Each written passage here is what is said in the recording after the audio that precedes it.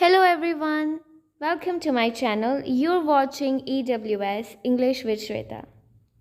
आज की इस वीडियो में हम सीखेंगे 10 इंग्लिश idioms. हमारा पहला idiom है every nook and corner.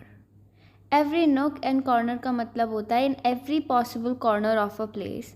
मान लीजिए आप कुछ ढूंढ रहे हो एक जगह पर और आप उस कमरे की एकदम अच्छे से तलाशी करते हो, हर जगह ढूंढते हो, then you can say every nook and corner, यानी आपने हर संभव जगह, हर संभव कोने में देखा है. Okay, every nook and corner. इसको हम एग्जाम्पल से समझ सकते हैं. मैंने अपनी किताब को हर स्थान पर खोजा है. इसे हम इंग्लिश में कहेंगे I have searched for my book in every nook and corner. यानी मैंने अपनी किताब को हर जगह देखा है, एवरी नोक एंड कॉर्नर. हमारा सेकंड इडियम है बीइंग बिजी डूइंग नथिंग. इसका मतलब है someone is busy doing some pointless work. यानी जिस काम को करने की कोई ज़रूरत भी नहीं है, जो एकदम फालतू का काम है, उसे करने में हम बिजी हैं. राइट, उस काम की जगह हम कोई प्रोडक्टिव वर्क भी कर सकते हैं, लेकिन हम उसे करने में, एक पॉइंटलेस वर्क को करने में बिजी हैं. उस वक्त हम बीइंग बिजी डूइंग नथिंग का यूज़ करते हैं. इस इडियम को हम एक एग्जाम्पल की तरफ से समझ सकते हैं. मेरे सभी दोस्त काम कर रहे हैं जबकि मैं कुछ ना करने में व्यस्त हूँ. यहाँ पे इसका मतलब है कि मैं कुछ कर तो ज़रूर रहा हूँ, लेकिन उसे करने का कोई मतलब नहीं है. All my friends are working while I am busy doing nothing. All my friends are working while I am busy doing nothing. Chicken hearted. Chicken hearted इस ईडियम का मतलब होता है when someone is too timid और coward to do something. यानी जब कोई कुछ करने के लिए बहुत ज़्यादा डरपोक हो या फिर कायर हो, वहाँ पर हम चिकन हार्टेड का यूज़ करते हैं. जब कोई इंसान ब्रेव ना हो, उसे हम चिकन हार्टेड कहते हैं. अगर आप कोवर्ड, टिमिड का यूज़ नहीं करना चाहते अपनी बोलचाल में, तो आप चिकन हार्टेड बोल सकते हैं. फॉर एग्ज़ाम्पल, वे कायर लड़के हैं, वे किसी भी हमले से अपना बचाव नहीं कर सकते, कायर हैं, डरपोक हैं. तो इसे हम इंग्लिश में कैसे कहेंगे?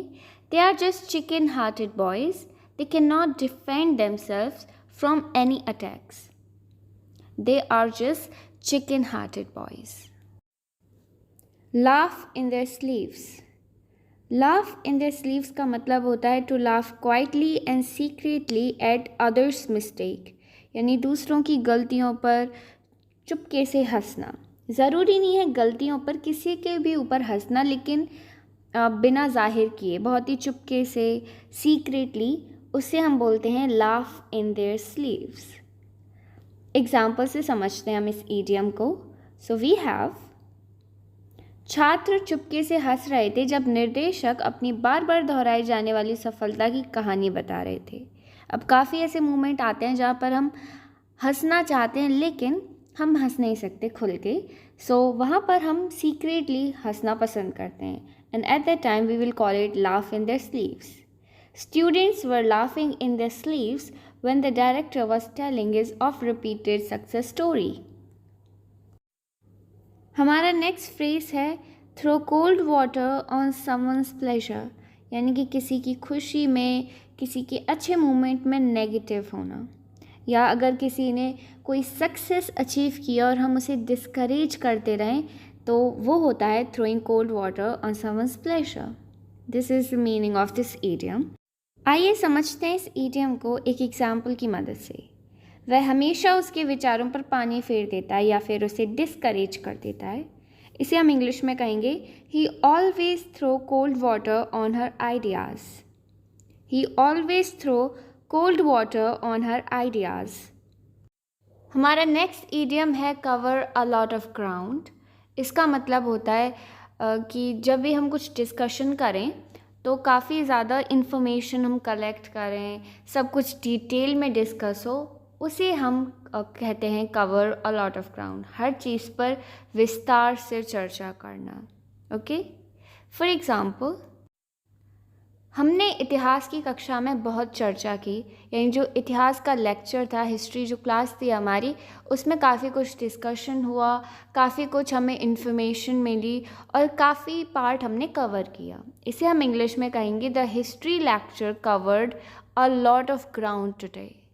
The history lecture covered a lot of ground today. हमारा नेक्स्ट ईडियम है go through fire and water, यानी किसी भी चुनौती का सामना करना। To face challenges while doing something, कुछ करते समय चुनौतियों का, चैलेंजेस का या प्रॉब्लम्स का सामना करना। आप किसी को कॉम्प्लीमेंट देने के लिए भी इसका यूज़ कर सकते हैं। जैसे अगर आपको कहना है कि वो बहुत हार्ड वर्किंग पर्सन है, वो जल्दी से घबराते नहीं हैं, डिटरमाइन है, full dedicated, and you can से they can go through fire and water.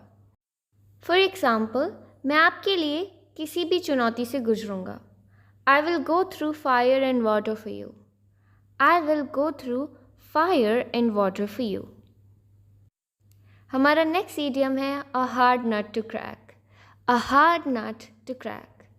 अब इस इडियम का हम यूज़ कर सकते हैं किसी भी पर्सन के बारे में बात करने के लिए, किसी भी प्रॉब्लम के बारे में बात करने के लिए जिससे डील करना आसान ना हो, जिसका सामना करना आसान ना हो।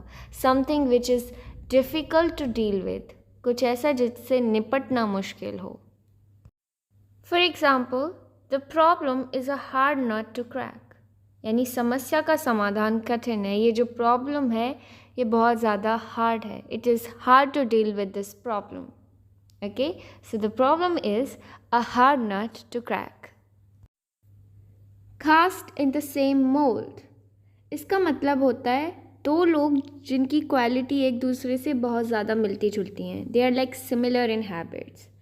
To people similar in habits to each other, तो वहाँ पर हम यूज़ करते हैं cast in the same mould. For example, दोनों बहनें एक दूसरे की तरह ही हैं, यानी इन दोनों की आदतें मिलती जुलती हैं। The two sisters are cast in the same mould. Next idiom we have is a blessing in disguise, यानी कोई ऐसी चीज़ जो पहले तो हमें लगे बहुत ज़्यादा बेकार है लेकिन वो फ्यूचर के लिए हमारे अच्छे के लिए होती है। That is a blessing in disguise. Something seemingly unlucky और bad at first results in good, पहली बार में कुछ जो अशुभ लगता है या बुरा लगता है लेकिन उसका परिणाम अच्छा हो, उसे हम कहेंगे अ blessing in disguise. For example, being caught in that traffic jam was a blessing in disguise. If I hadn't missed the flight, I would have been on that plane when it crashed. इसका मतलब है कि अच्छा हुआ कि मैं traffic jam में फंस गया, वो एक तरफ से मेरे लिए वरदान था या ब्लेसिंग इन डिस्गाइज था, क्योंकि अगर मेरी फ़्लाइट ना छूटी हुई होती तो मैं फ़्लाइट में ही होता जो क्रैश हो गई थी। सो ट्रैफिक जैम में फंसना, it was blessing in disguise. So this was it for today's video. I'll be back with a new one. Till then, keep learning.